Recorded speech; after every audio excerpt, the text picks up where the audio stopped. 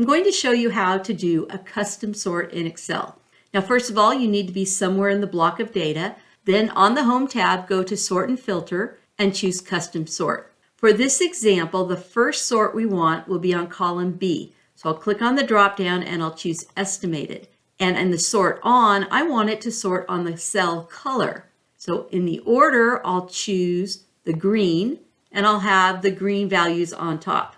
Then I'll add another level and I'll still have it focus on estimated because I want those values sorted in descending order. So I'll choose largest to smallest. And then if there happen to be any cells sorted that have the same value, I want to further sort by the expenses. So I'll add another level.